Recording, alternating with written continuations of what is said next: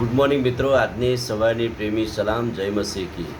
પ્રેરિતોના કૃત્યો તેનો 9મો અધ્યાય ને 31મું વચન. ત્યારે આખા યહૂદિયા, ગાલિલ તથા સમરૂનમાંની મંડળી દ્રઢ થઈને શાંતિ પામી અને પ્રભુના ભયમાં તથા પવિત્ર આત્માના દિલાસામાં ચાલીને વધતી ગઈ. મંડળી વધતી ગઈ, મંડળીને દિલાસો પ્રાપ્ત થયો અને મંડળીમાં શાંતિ પ્રાપ્ત થઈ. શાના કારણે? કેમ કે શાઉલ એ મંડળીને સતાવનાર હતો, એ આજે મંડળી બાંધનાર બન્યો, પુનરુત્થાનના સાક્ષી બન્યો. અને એટલા માટે પાઉલ વિશે અને પાઉલના જીવનના સંસ્મરણ આપણે જોતા આવ્યા છે. પાઉલ પવિત્ર આત્માથી ભરપૂર થઈને દમસ્કની મંડળીને, દમસ્કના શિષ્યો સાથે ભળી ગયા. જે સાઉલ યરૂશાલેમથી દમસ્કમાં પરિપત્રો લેવા, પરવાનગી લેવા જઈ રહેલા અને મંડળીની સતાવણી કરવા જઈ રહેલા, એ સાઉલ પાઉલ બની ગયા. એ સાઉલ હવે દમસ્કમાં જઈને શિષ્યો સાથે ભળી ગયા. કેમ કે તેઓ પવિત્ર આત્માથી ભરપૂર થયા, પવિત્ર આત્માના સામર્થ્યમાં વૃદ્ધિ પામ્યા.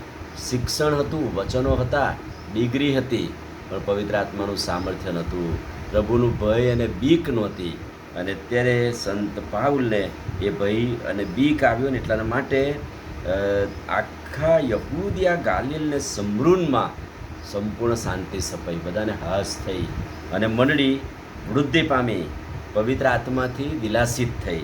અને એટલા માટે અહીંયા પ્રભુના વચન, પ્રભુના સેવકને માટે કે તે જ્યારે અનાન્યા એના માટે પ્રાર્થના કરી અને તરત જ તમે 9મો અધ્યાય ને 20મા વચનથી આગળ જોજો. તરત જ સભાસ્થાનમાં જઈને ઈસુને પ્રગટ કર્યો કે દેવનો દીકરો છે. પ્રથમ સંદેશ, જે પ્રભુની ઓળખ પ્રાપ્ત થઈ, જે પ્રભુ મળ્યા, એ પ્રભુને પ્રગટ કર્યા. સભાસ્થાનમાં તરત જ ગયો, ઈસુ એ દેવનો દીકરો છે એ પ્રગટ કર્યું. કેટલાય લોકો સાંભળીને વિસ્મય પામ્યા અને કહેવા લાગ્યા કે આ તો પ્રાર્થના કરનારાઓને ઢસડીને મારીને લઈ જનાર માણસ કેવી રીતે ઉપદેશ કરી શકે? વિરોધ થયો અને લોકોએ જવાબ આપ્યો કે શું આ એ જ સાઉલ નથી કે જેણે મંડળીની સતાવણી કરી હતી?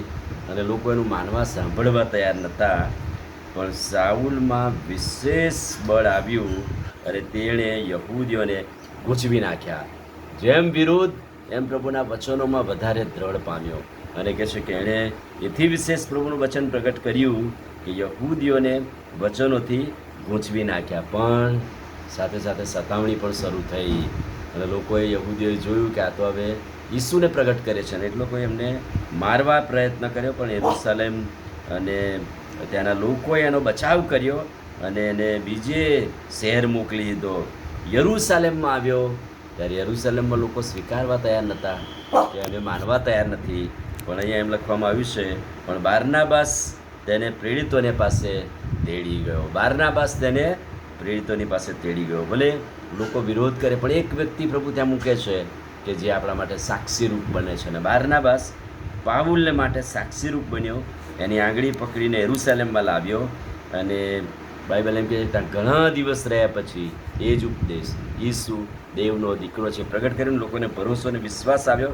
ત્યાં પણ વિરોધ થયો અને ત્યાંથી બાઇબલ એમ કહે છે કે તે પોતાના વતન તાર્સસમાં પાછો આવ્યો. ચોક્કસ બહુ ઉપદેશ બોધ કર્યો, પણ પાછું તાર્સસ પોતાના વતનમાં આવીને નમૂનો પણ આપવાનો જ રહ્યો. આ પાઉલના જીવનને માટે આપણે પ્રભુનો આભાર માનીએ છીએ. આમીન. પ્રાર્થના કરી. ભલા પ્રભુ, આજે તમારા અદ્ભુત વચનને માટે આભાર.